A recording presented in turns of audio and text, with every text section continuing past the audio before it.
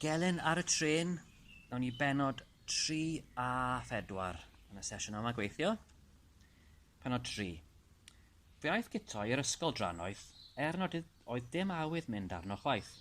Gwyddai bydd ar athrawon yn holi ble roedd e wedi bod y diwrnod cynt. Wrth ddod allan trwy drws rhif 3, agorodd drws rhif 4 a daeth Mari bach drws nesaf allan â'i bag ysgol ar ei hysgwydd. Roedd hi a Guto yn ffrindiau mawr iawn, a dim ond wrthi hi roedd Guto wedi dweud ei fod yn mynd i golli'r ysgol mwyn gweld y Royal Scotsman yn mynd heibio. Roedd hi wedi cadw'r gyfrinach.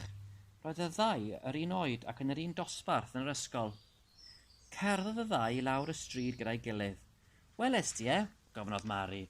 Y Royal Scotsman? Do. Roedd e'n ffantastig, wir i ti. Ond, Mari, fe welis i rhywbeth arall hefyd. Do? Dylen ni ddim gweud wrth neb, ond mae rhaid fi ddweud wrtho ti. Roedd e wedi gostwng ei lais ac roedd Mari fach ar bigau'r draen yn disgwyl iddo ddweud beth oedd e wedi'i weld. Weles i fyrder, Mari. Myrder? Safodd Mari fach yn stond ar ganol y stryd.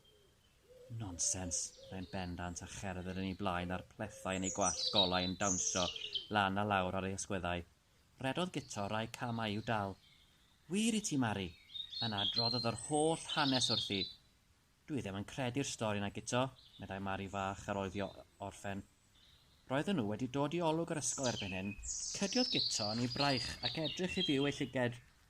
Does neb yn yngredu. Dyw'r polis ddim yn credu, dyw mam ddim yn credu, a nawr dwyt ti ddim yn credu. Ro'n i wedi meddwl yn siŵr y bydde ti. Gwelodd Mari wrth yr olwg ar wyneb Guto ei fod wedi teimlo i'r byw. O reit, meddai, rwy'n dy gredu di.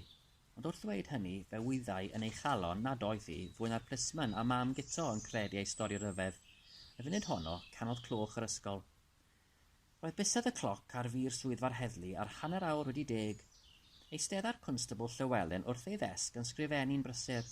Yna, agorodd drws ystafell yr inspector a daeth pen y dyn pwysig i'r golwg. Ifor, gweiddodd. Dech ma'n fan hyn am funud, newch chi? Wrth gwrs, sir. Aeth Ifor i mewn ato.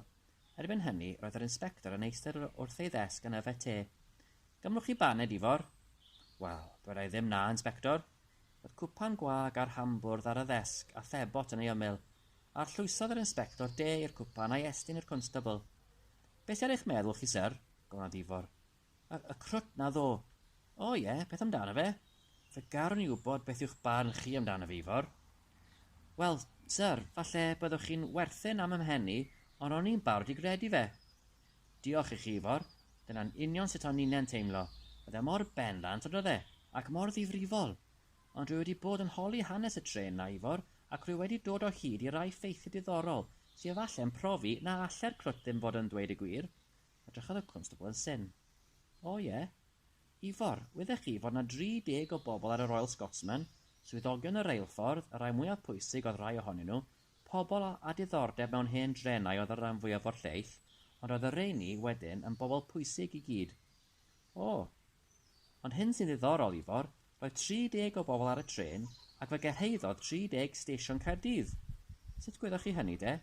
Fe ddeithon nhw i gyd oddi ar y tren yn stesiwn Caerdydd, ac fe ddaeth y Mair a'r Feires a dynion eraill pwysig y ddinas i gwrdd â nhw ar y platfform.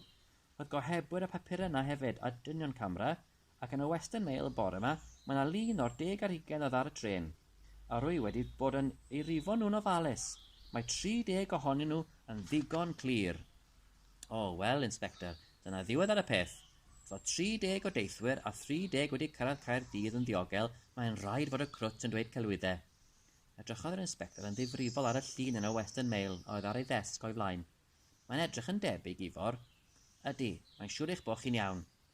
Ond, gadawodd yr inspector y frawddeg heb ei gorffen. Beth oeddech chi am i ddweud, sir? Dim am hwn i, Ifor. Meddwl am y crwt o'n i nawr. O ie, hen grwt digon hoffus yw mae'n ddrwg gen i. Yn hollol, Ifor. Rhaid i fi ddweud mod i wedi hoffi hefyd. Gwenodd constable Llywelyn. Roedd e'n fy atgoffa o'r amser pan o'n i'n blentyn. Ro'n i'n mitio'r ysgol ambell tro, chi'n gwybod. Train spotting, Ifor? Gwenodd yr inspector, a gwen gellweirus ar ei wyneb. Na, pysgota, sir. Dyma penod 4. By'r diwrnod hwnnw ni'n hir iawn i Guto yn yr ysgol. Ni allai ganolbwyntio ar unrhyw wers nac unrhyw waith o gwbl.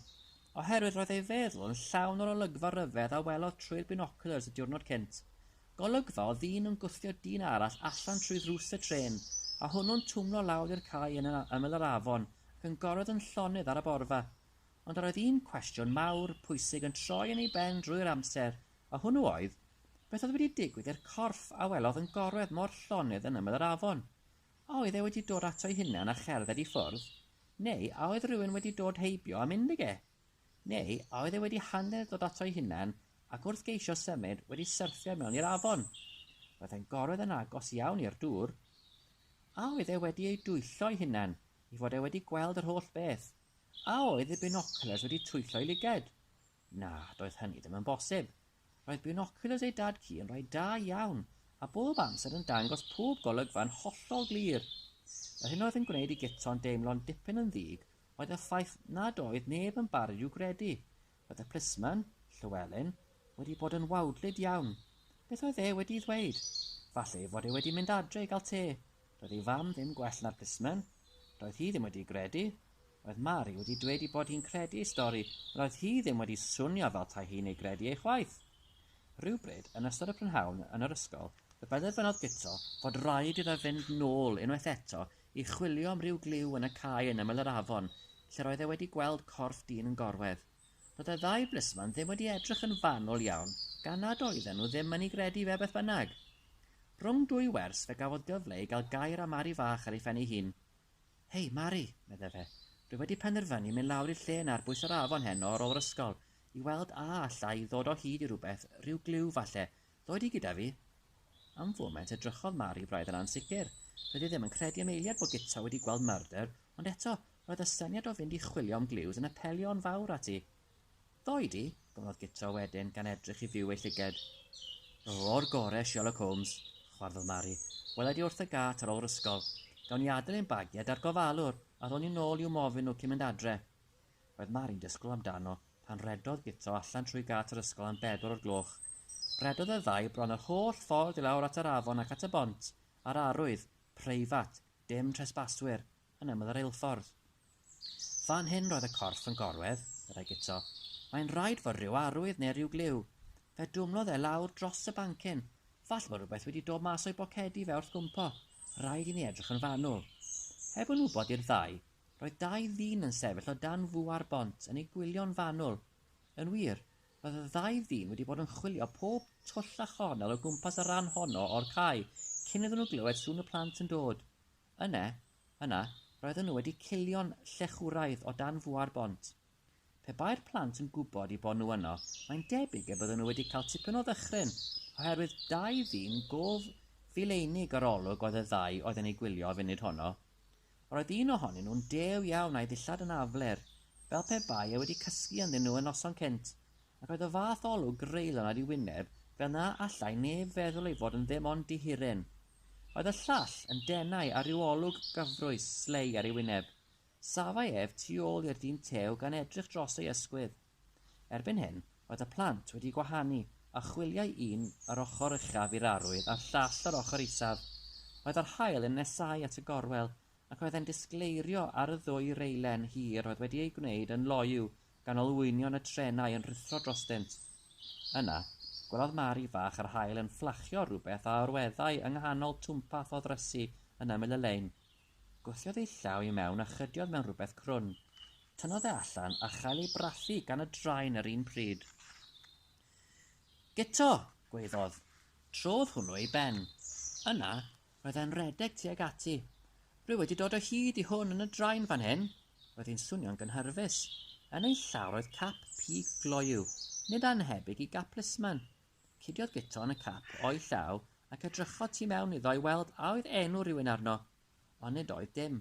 Roedd y 2 mor brysur yn archwilio'r cap, fel na welson nhw ddim o'r 2 ddyn oedd yn camu'n frysio tuag ati nhw ar draws y borfa. Be sy'n mynd ymlaen ma? Llais sarig y dyn tew. Trodd y 2 blent yn ei pennau mewn dychryn. Yna, roedd llaw fawr y dyn tew wedi disgyn ar ysgwydd Guto ac wedi gafal yn ei grys yn dyn. Ac er iddo wingo a cheisio dianc, nid oedd ganddo ddim gobaith. Yna roedd y dyn tenau wedi gafal yn un o blethau Mari fach. Oedd popeth wedi digwydd mor sydyn, fyna allai'r un o'r 2 feddwl yn glir am dipyn. Gadewch ni'n rydd, gwyddodd Mari fach, pan gafodd ei gwynt ati. Na, chwch chi ddim mynd yn rydd, gwyddodd y dyn tew ar wyneb Creulon. Beth ych chi'n neud ffordd hyn, A beth ych chi'n chwilio? Dwedwch wrthai.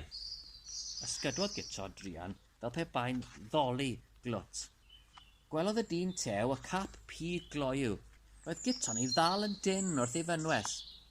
Dere hwnna i fi, gwedodd y dyn tew, ond yn lle i roi iddo, taflodd Guto fe o'i ddwylo a disgynnodd ar y borfa rhyw 10 llath i ffwrdd. Gadawodd y dyn tew efn rydd am foment er mwyn mynd ar ôl y cap.